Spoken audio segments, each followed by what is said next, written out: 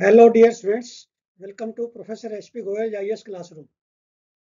प्यारे विद्यार्थियों, आज दो स्टूडेंट्स ने बात की अपॉइंटमेंट लेके टेलीफोन पे, और उन्होंने पूरी स्ट्रेटजी जो है चाक आउट करवाई। पहले मैंने उनसे पूछा कि आपको प्रॉब्लम कहाँ है। एक बच्चे ने बताया कि सर प्रॉब्लम ये है कि मैंने इतना पैसा लगा दिया घर का, मैं एक किसान फैमिली से हूँ और जीएस का कोर्स लिया था,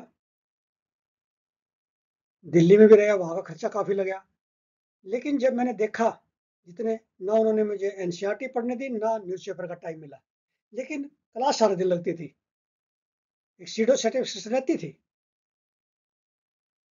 तो मैंने कहा प्रॉब्लम कहाँ आई। कहता है मैंने जी 2023 का पेपर दिया, नोट्स में से एक भी क्वेश्चन नहीं था, एक भी नहीं आया।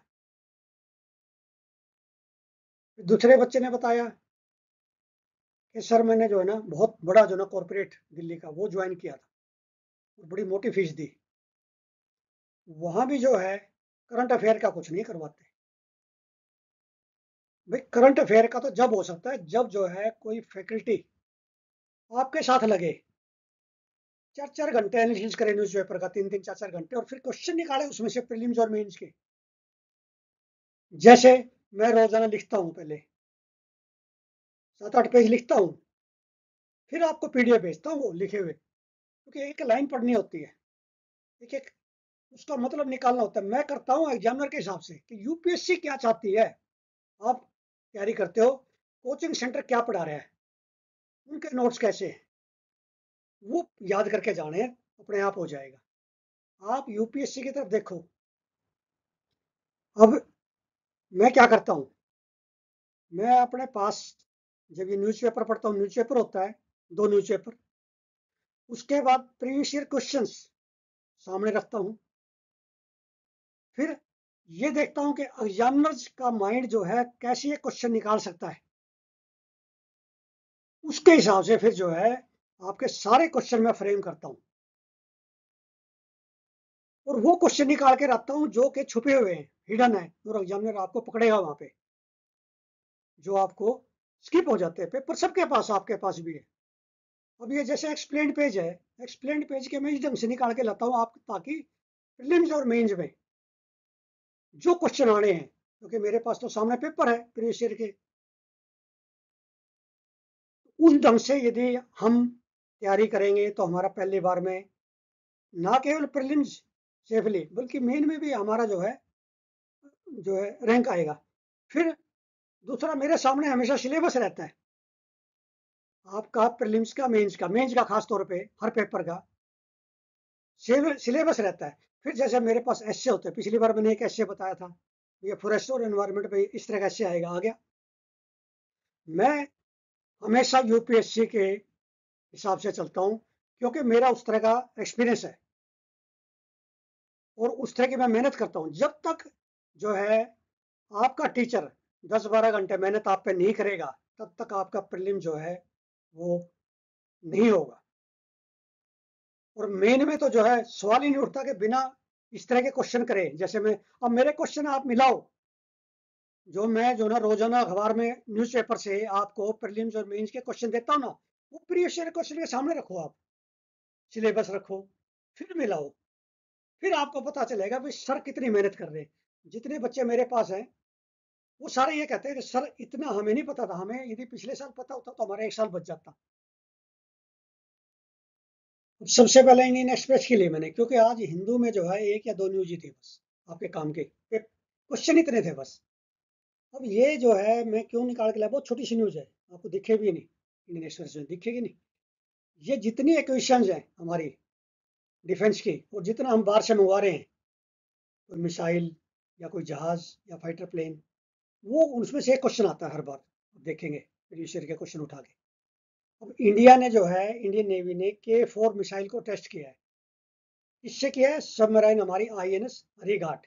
और हरिघाट आईएनएस आपको पता है कि मैंने जो है ये आपके क्वेश्चन में इसमें क्वेश्चन बनाए हैं, पीडीएफ दी हुई है, ये भी जो है टेस्टिंग की है। और कितने जो है हमारी आईएनएस सिस्टम ऑपरेशन में, वो सारे हमने, मैंने जो है आपको पीडीएफ है आपके पास, It was the first test of submarine launched with nuclear capable ballistic missile with a range of 3,500 kilometre. अब रेंज याद नहीं रहते. उसके बाद India became the part of small group of nations having capabilities to fire a nuclear missile from land, air and undersea. तीनों जगह से कर सकते हैं हम. INS Arigat was commissioned by into Indian Navy in 2024. Recently हुई है ये, इसीलिए एग्जाम में आएगा. और टू क्या एम से की है, क्या ऑब्जेक्टिव है? To strengthen India's nuclear deterrence. हमारा जो प्रोग्राम है न्यूक्लियर का, डिटरेंस का है. हमारे पर अटैक ना करे कोई, हमारा फर्स्ट अटैक करने का नहीं है. ये हमारी पॉलिसी है न्यूक्लियर की. अब ये इंडियन एक्सप्रेस के एक्सप्लेन्ड पेज पे आए, why is centre's new mission to promote natural farming. मुझे खुशी इस चीज की है, मुझे पता है ये क्वेश्चन 10 या 15 नंबर का आएगा आपके मेन एग्जामिनेशन में, और इस पे मैंने क्वेश्चन भी बनाया, आगे देखना. अब ये इंपॉर्टेंट इसलिए है क्योंकि सरकार पिछले 10 साल से इस पे जोर दे रही है नेचुरल फार्मिंग, क्योंकि हमें लाखों रुपए के पेस्टिसाइड फर्टिलाइजर्स इंपोर्ट करने पड़े हैं, लाखों रुपए की सब्सिडी देनी पड़ती है फार्मर को. फिर पेस्टिसाइड जो है इतना यूज हो रहा है जो हमारी हेल्थ के लिए ठीक नहीं है, रेजिडू आ रहे हैं, कैंसर हो रहा है, दुनिया भर की डिजीज जो है, कार्डियो डिजीज, ये सब. ये जो है नेचुरल फार्मिंग का रिसेंट कॉन्सेप्ट है सुभाष पालेकर की, और ये जो है पूरे इंडिया में ICAR है, मिनिस्ट्री ऑफ एग्रीकल्चर इसको लॉन्च करेगी और कृषि विज्ञान केंद्रों के थ्रू लॉन्च होगा. ये सारा इसमें डिटेल दी गई है, और मैं इस पे एक स्पेशल वीडियो बनाई है पिछले साल 2023 में, वो आपने देखनी है. और उसके बाद मैं इस पे एक स्पेशल लाइव क्लास लेके आऊंगा. नेचुरल फार्मिंग क्या है, क्या डिफरेंस है ऑर्गेनिक फार्मिंग से, सस्टेनेबल एग्रीकल्चर क्या है, इसमें क्या रोल है, और एडवांटेज इसमें क्या है, और स्कीम क्या है, ये कैसे ऑपरेट करेगी. तो ये आपके 15 नंबर में से 10 नंबर 11 नंबर आराम से आ जाएंगे. अब ये एक्सप्लेन्ड पेज पे जो आर्टिकल है उसका क्वेश्चन मैंने बनाया है, GS3 के में एग्रीकल्चर में आएगा, वहां 50 नंबर का एग्रीकल्चर आता है. मैंने देखा GS3 में 90 से 100 के बीच में रहते हैं टॉपर्स के, रैंक 1 के भी मार्क्स. क्यों? क्योंकि आपको एग्रीकल्चर 50 नंबर का आता है, ये अंदाजे से लिखते हो.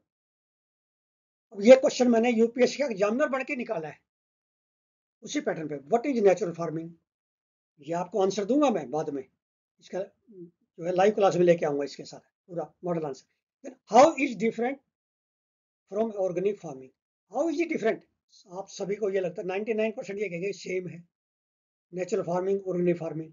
ऑर्गेनिक फार्मिंग में हम फार्म यार्ड मैन्योर कंपोस्ट बाहर से भी ला सकते हैं, लेकिन नेचुरल फार्मिंग ऐसा है कि उसी फील्ड से सब कुछ करना है हमने, लाइफ स्टॉक से. हमें जो है काव से जीवामृत, बीजामृत, और ये माइक्रोबियल फार्मिंग है, या आपकी केंचुए की खाद बाहर से नहीं लानी, उसी खेत से हमने तैयार करनी है. तो ये इसमें ये मेन डिफरेंस है. मैं आपको डिफरेंस भी दूंगा टेबलर फॉर्म में. What are the advantages of natural farming और मॉडर्न एग्रीकल्चर, ये मैंने बनाया है. जो किसान कर रहे हैं modern agriculture Haryana, Punjab, western UP, ये साउथ में, उससे क्या डिफरेंस है. What are the government initiative to promote natural farming, ये मैंने पूछ लिया इनडायरेक्टली यूपीएससी की तरह से कि national mission on natural farming पे, परंपरागत खेती पहले क्या नाम था इसका, अब ये मिनिस्ट्री ऑफ एग्रीकल्चर लॉन्च करी. ये सारा जो है इसमें इंपॉर्टेंट पॉइंट्स ये न्यूज से मैंने निकाले हैं, लेकिन मैंने वीडियो में दिए हैं पहले, वो भी अलग हैं. और इसका जो है मैं कंप्लीट कैसे भी क्वेश्चन घुमा के पूछ ले, आपके 15 में से 10-11 नंबर जरूर आएंगे. अब ये प्रीलिम्स से क्वेश्चन मिल गया मुझे, हिंदू में आया है. Srinagar was given the world craft city tag by world craft council in 2024, इसी साल एक क्वेश्चन तैयार हो गया आपका. Then Zain ul Abidin in 15th सेंचुरी, ये मैंने क्वेश्चन आपका एनसीईआरटी से, एंशिएंट मेडिवल इंडिया में भी दिया है इस पे, ये बड़ा इंपॉर्टेंट है. Zain ul Abidin promoted local wood carving industry. Sozni art पूछ लेंगे कहाँ की है, कश्मीर की है. कहाँ से आई, सेंट्रल एशिया से, उज्बेकिस्तान से. सैना स्टाइल वहाँ की नोटिंग है. इस तरह से जो है आज मुझे एक प्रीलिम्स का और एक मेन का क्वेश्चन मिल गया आपका. अब ये हिंदू में पिक्चर ऑफ द वीक आती है, इसको मैं नहीं छोड़ता, इसमें एक क्वेश्चन होता है प्रीलिम्स का.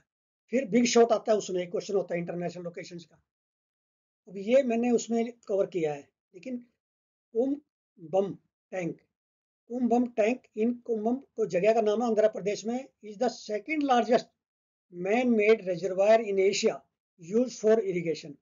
अब ये मैंने विजयनगर अंपायर में इसको कवर किया है। Kumbham tank was built by princess Varadarajamma, wife of king Shri Krishna Devaraya. आपको पता है कृष्ण देवराय का मैंने कितने क्वेश्चन जो है फ्रेम किए, और इसका क्वेश्चन मैंने कल भी डाला है कम्युनिटी पे, श्री कृष्ण देवराय का किताब का नाम। ये बड़ा इंपॉर्टेंट है, ये आपको नहीं मिलेगा कहीं पे भी, ये सिर्फ इसमें आता है और हम ये छोड़ जाते हैं जनरली। अब ये पीआईबी से रोजाना में क्वेश्चन आपके पास लेके आ रहा हूँ, इसलिए क्योंकि ये डायरेक्ट उठाते हैं लाइन, एग्जाम में इसमें से उठाता है। Prime minister last UN international year of cooperatives 2025, ये इसलिए इंपॉर्टेंट है, जब मिलेट्स का किया था इंटरनेशनल ईयर ऑफ मिलेट्स 2023 का, तो उस समय एक क्वेश्चन आया था आपका, प्रीलिम्स में भी आया था, मेन में भी आया था। तो ये न्यू दिल्ली में यूएन जो है वहां पर लॉन्च किया गया। इसका थीम क्या है? Cooperatives build a better world, underscoring the transformative role cooperative play in promoting social inclusion, economic empowerment and sustainable development. अब इसमें मेन का क्वेश्चन देखिए, अभी बढ़ा दिया मैंने ये पढ़ते हुए। क्या क्वेश्चन बनेगा? Explain the role of cooperatives in transforming India और in promoting social inclusion, economic empowerment and sustainable development.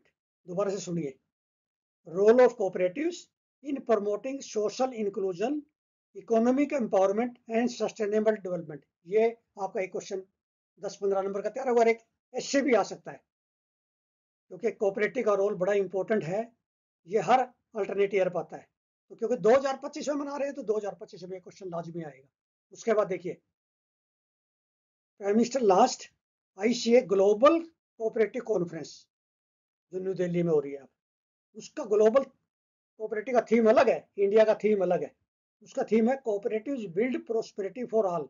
ये तो हो गया इंटरनेशनल इसका, with the Indian government vision, सहकार से समृद्धि। गवर्नमेंट का क्या विजन है? सहकार होता कोऑपरेटिव से समृद्धि, प्रोस्पेरिटी। याद रखना आपने, ये क्वेश्चन फिर मिल गया हमें एक प्रीलिम्स और मेन का। प्यारे विद्यार्थियों, आप बताइए हमारे प्रीलिम्स में कितने दिन बचे हैं? बताइए। 178 दिन है आज। 178 दिन की क्या स्ट्रेटजी रहेगी? क्या मेटिकुलस प्लानिंग है हमारी प्रीलिम्स और मेंस की, जिसमें हमारा सेफली प्रीलिम्स हो जाए, मेन में अच्छे मार्क्स आ जाए, पेपर वाइज ऑप्शनल की क्या स्ट्रेटजी है आप बताइए। इस स्ट्रेटजी के लिए मैंने आपके लिए अपॉइंटमेंट रखी है, 1-on-1। आप बात कीजिए इंडिविजुअली, जो है हर एक की स्ट्रेटजी अलग अलग है, हर एक का ऑप्शनल अलग है। किसी को बेचारे को 2 साल हो गए, किसी को 3 साल प्रीलिम नहीं हो रहा है, 4 साल भी हो गए प्रीलिम ही नहीं हो रहा है। वो स्ट्रेटजी जो है फुल प्रूफ स्ट्रेटजी हम बनाएंगे बैठ के, आपके साथ बनाएंगे। आपके पास बड़ा कम समय है। अब ये ना सोचिए फरवरी मार्च में जो करंट शुरू करूंगा उसी समय ये कोर्स ले लूंगा।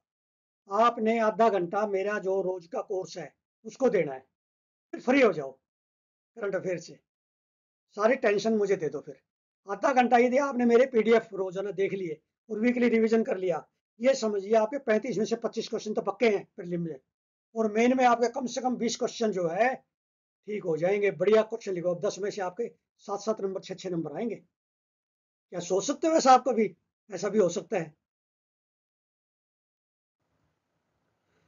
तो आप समझ गए अब कितने दिन है? 178 डेज एग्जैक्टली। और इन 170 डेज को हमने इस तरह से जो है कि एक दिन को प्रोडक्टिव बनाना है प्रीलिम्स और मेंस के लिए। ये नहीं सोचना कि सिर्फ प्रीलिम्स करना है फरवरी मार्च के बाद। अब मेन की जो नाम तैयारी कर रहे हैं, ऑप्शनल हमारा बहुत अच्छा है, जीएस 1, 2, 3, 4 बड़े अच्छे हैं, रोजाना आंसर राइटिंग हो रही है। प्रीलिम कौन करेगा? Prelim is the most difficult and unpredictable nowadays. क्यों? क्योंकि किसी इंस्टीट्यूट के पास प्रीलिम्स का सिलेबस का सोल्यूशन नहीं है। ये मेरी बात को याद रखना, मेरे एक्सपीरियंस के हिसाब से, मेरी रिसर्च के हिसाब से। और आज आपको जो बच्चे फर्स्ट ईयर में है ना किसी इंस्टीट्यूट में, उनके पास तो जो है सोचने का समय नहीं है, 8-10 घंटे इतना वो आपको उलझा लेंगे। तो मैं इसलिए आपको ये सिंसियर एडवाइस दे रहा हूँ, this is the right time two by this course. ये बड़ा उचित समय है जो आपका 1, 2, 3 साल प्रीलिम का बचा देगा। और मैंने बड़ी रीजनेबल फीस रखी है, फीस जो है बड़ी रीजनेबल है, सिर्फ नो प्रॉफिट नो लॉस पे 1 साल 2 साल जितने साल मैं काम कर रहा हूँ, 10-12 घंटे आपके लिए, आपका समय बचाने के लिए, आपके करियर बचाने के लिए, वो इसीलिए कर रहा हूँ कि आप इस कोर्स में आके निश्चिंत हो जाओ। और अपने जो है जो 15 से 30 मिनट, 15 to 30 मिनट्स आपने इस कोर्स को डेडिकेट करने हैं, मेरे कोर्स को। उससे क्या होगा, आपका 250 नंबर का तो मेन में, जिनकी आप अब तैयारी कर रहे हैं, उल्टे सीधे क्वेश्चन लिख लिख के आंसर राइटिंग कर रहे हैं, वो न्यूज़पेपर से मैं कराता हूँ। जैसे आज नेचुरल फार्मिंग पे आपको बताया, अभी ये 10-15 नंबर क्वेश्चन आएगा। तो दिस इज यही राइट टाइम है, this is the right time two by this course. मेरा कोर्स जो है ये इंग्लिश में है, हिंदी में मैं समझाता हूँ, फिर लाइव क्लास में जो है हम इस तरह के ऐसे क्वेश्चन लेंगे, ऐसे ब्रेनस्टॉर्मिंग सेशन लेंगे जो कि आपके सीधे 10-15 नंबर के मेन में आएंगे, और प्रीलिम्स में सीधे क्वेश्चन आपके हिट करेंगे स्टैटिक और करंट के। तो मुझे पूरी उम्मीद है कि आपके पेरेंट्स और आप, क्योंकि आपके पेरेंट्स भी आपके साथ जो है वरीड हैं, आपका, चलो आपने पैसा दे दिया इंस्टीट्यूट में, लेकिन मैं फिर भी आपको एक सलाह दे रहा हूँ, चाहे आपने 2 लाख रुपए दे दिए, करंट अफेयर का दिया, आप यहाँ कोर्स नहीं करते मेरे से, तो ये आप प्रीलिम्स का क्लियर करने की उम्मीद मत करना। ये कड़वी सच्चाई है। Thank you very much.